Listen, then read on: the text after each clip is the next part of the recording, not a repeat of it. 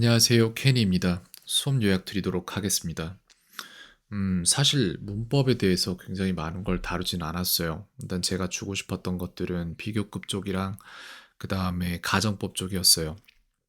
가정법 같은 경우에는 문법에서는 거의 끝판왕이라고 봐도 됩니다. 굉장히 복잡하고 그것을 이해하는 것 자체도 어려울 뿐더러 그것을 만드는 구성 공식도 약간 좀 복잡하게 생겼어요.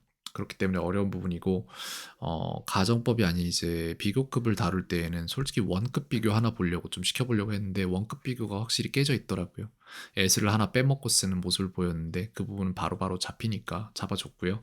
가정법 같은 경우에도 정확한 이해라기보다는 어느 정도의 감으로써 만드는 모습을 보였는데 틀렸거든요. 근데 그것 또한 "이렇기 때문에 이렇다. 그러니까 이렇게 쓰면 된다."라고 말을 해 주고 훈련 문제 몇 개만 뽑아서 영작시켜 보고 하면은 너무 완벽하게 잘해요. 그러니까 모르는 건 분명히 있어요. 가정법을 몰랐잖아요, 오늘 수업 전에. 근데 그걸 흡수하는 속도가 남들은 이거를 한 몇 개월 걸려서 되는 아이들이 존재하고 안 되는 아이들이 대부분이거든요, 솔직한 얘기로. 근데 레오 같은 경우에는 그냥 가르쳐 주고 그렇구나. right." 뭐 이러면서 딱딱딱딱 하면은 3 분? 3 분도 안 걸려요, 뭘 배우는데. 그러니까 제가 뭘 준비해서 '이거 가정법 가르쳐야 되니까 오늘 쪼끔 요 정도 시간이 걸리겠구나.'라고 계획을 해 봤자 의미가 없어요. 그 규격 외이기 때문에 아이가 워낙에 그래서 너무 빨리 배우니까 수업을 다른 내용으로 많이 채우게 됐던 것 같아요. 아이가 저한테 질문하는 것들이 있었죠. 뭐 "볼 만한 책이 있겠느냐? 추천해 주고 싶은 책이 있겠느냐?" 자기는 윈피키드를 좋아했대요. 좋아하고 있는 것 같습니다, 지금도. 근데 그런 거를 읽을 사람이면은 그러면은 "다음에 뭘 읽으면 좋을까?" 뭐 이런 것들을 물어보더라고요. 근데 저는 이걸 듣고 나서 굉장히 참 그런 느낌을 받았어요. '나는 참 이 아이가 초등학교 6 학년이라는 사실을 계속해서 잊는구나.'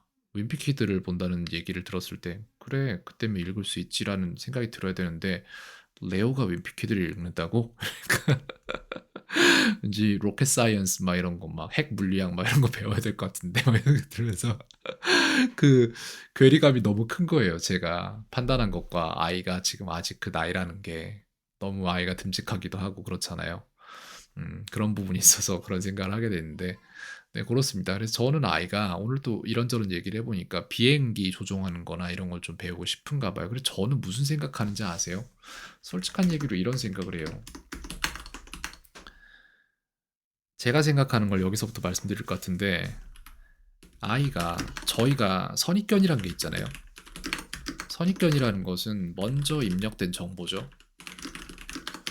근데 이게 되게 무서운 거거든요.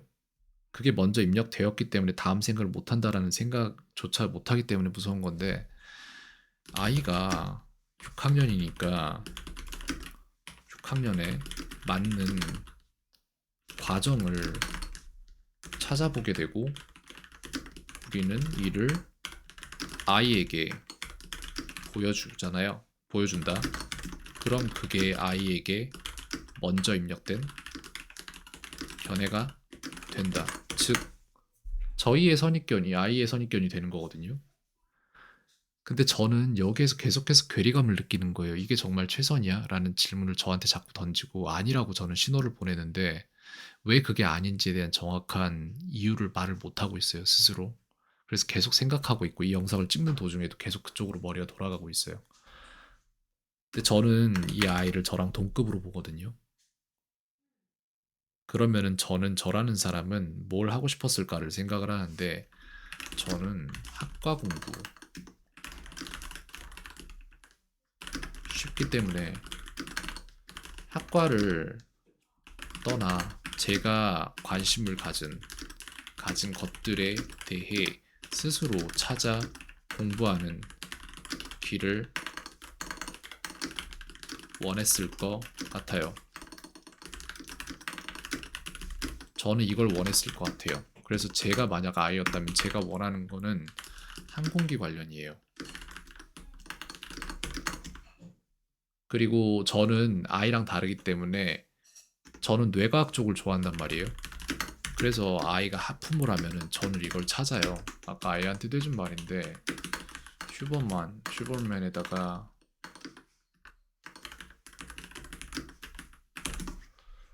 저는 이걸 어떻게 공부하냐면은 And we're back with March Sadness, and the team is looking down the barrel of a 4:55 meeting. The eye 저는 공부할 때 어떻게 하냐면 이 영상 전체를 다운받아서 제 계정, 유튜브 계정에다가 비공개로 올린 다음에 여기에 보시면 댓글 있잖아요. 사람들이 수없이 많이 달아놓은 그거에 간섭하지 않는 상태에서 거기에다가 제가 올린 영상에 제가 댓글을 달아요. 그리고 제가 질문으로 댓글을 달면 제가 질문에 대한 답을 공부해서 또 달고 이런 식으로 해나가요. 그 당시엔 그랬죠. 근데 지금은 그렇게 안 해요. 예를 들어 옵시디안이라는 거를 이용을 하고 있는데 아까도 아이들의 숙제를 만들어주면서 이걸 사용을 했던 게 뭐냐면 제가 공부한 모든 족적들을 남기는 거예요. 그래서 예를 들어서 이런 게 있다고 생각을 하면은 제가 쓴 모든 글들이 지금 여기에 구조가 이렇게 잡혀 있어요. 그래서 제가 배우고 있는 것들이 어떻게 연결되어 있고 이런 것들을 볼 수 있는 거거든요. 생각하는 것들이 굉장히 많죠. 수면에 대한 얘기도 있고 명상에 대한 얘기도 있고 거기에 등장하는 태그들도 존재하고 그래서 이런 식으로 제가 I라면은 저는 여기에서 항공기에 대한 얘기가 되게 많을 것이고 공부를 하겠죠. 하지만 저는 I가 아니기 때문에 저는 뇌과학 쪽에서 이거를 해나갈 거고 저는 여기에서 하고 싶은 거는 어, 레오는 왜 하품하는가 라는 질문을 하고 거기에 따라서 공부를 할 거예요. 그래서 거기에 대한 정보를 얻을 만한 출처는 아까 여기 나왔던 거 있죠. 이거거든요. 이런 게 되겠죠.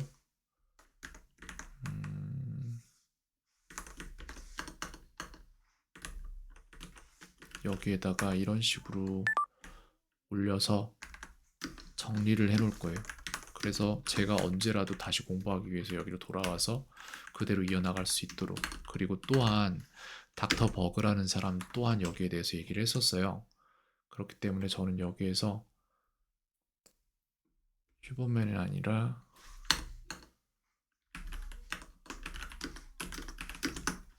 이렇게 쳤을 때 닥터 버그도 나올 텐데 지금 여기엔 안 나왔거든요.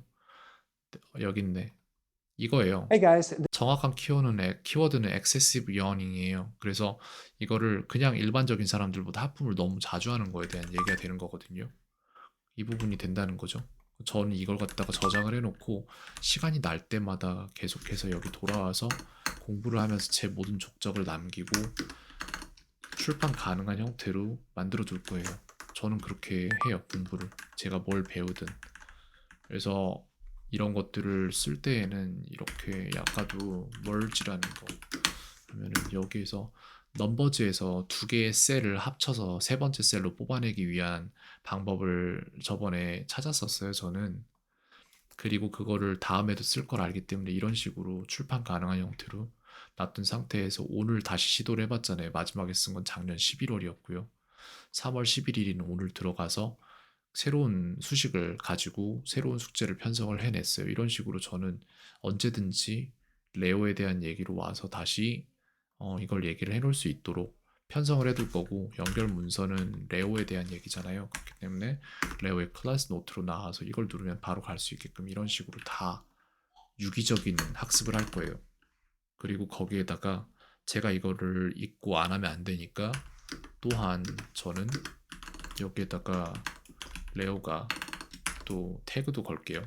레오가 하품을 자주 하는 이유를 찾자라는 리마인더를 내일에다 걸어 놓을게요. 그럼 저한테 내일 이게 알람이 오겠죠? 이런 식으로 전부 다 하나하나씩 정리를 하고 있어요. 그래서 어떤 지식이나 정보를 받아들이더라도 그걸 그냥 단편적으로 잠깐 나를 스쳐가는 상태로 두는 게 아니라 전부 다 기록되고 족적이 남아야 된다고 생각을 합니다. 그래서 기회가 된다면은 레오한테 이런 걸 가르치고 싶어요. 그게 더 나을 것 같아요. 여기까지 하겠습니다. 괜히였습니다. 오늘 하루도 평온하세요.